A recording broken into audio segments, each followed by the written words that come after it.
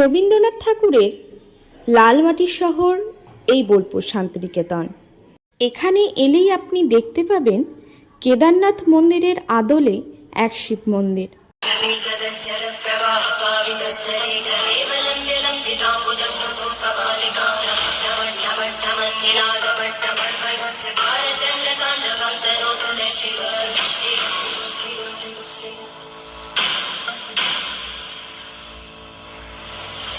আপনারা যদি রেলপথে আসেন তাহলে স্টেশনে নেমেই বাইরে দেখতে পাবেন সারিবদ্ধভাবে টোটো।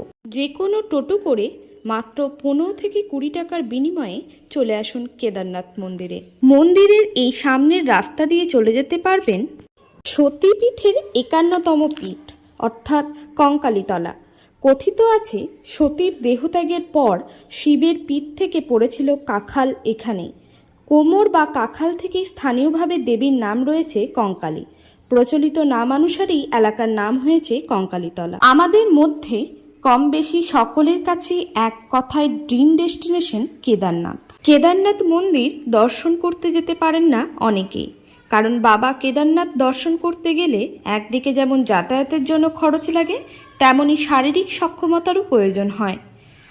আর তাই যারা বিভিন্ন প্রতিবন্ধকতার কারণে এখনো পর্যন্ত কেদারনাথে যেতে পারেননি, তাদের জন্য এবার সেই আদলের মন্দির দেখার সুযোগ করে দিয়েছে বীরভূমের এই বোলপুর শান্তিনিকেতন। বোলপুরের মকরমপুরের ভক্তি বেদান্ত আশ্রম চত্বরেই তৈরি করা হয়েছে এই মন্দির।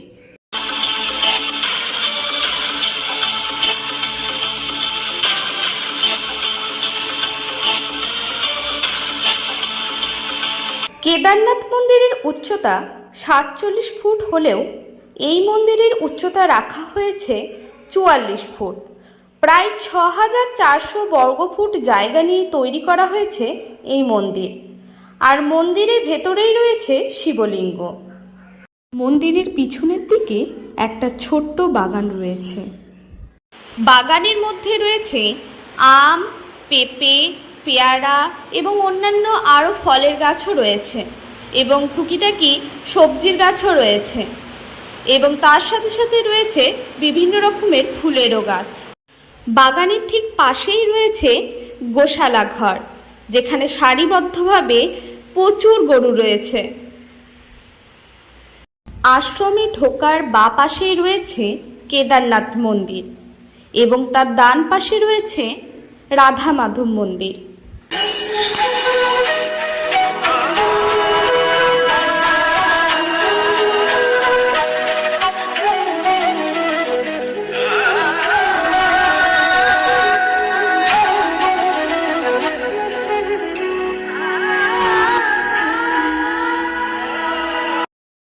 এবং কেদারনাথ মন্দিরের ঠিক পাশেই রয়েছে হনুমানজি মন্দির। বোলপুর শান্তিনিকেতন ঘুরতে এলে অবশ্যই এই জায়গাটি একবার দর্শন করে যাবেন এবং সাথে সাথে কঙ্কালীতলা মায়ের মন্দিরও দর্শন করে যাবেন।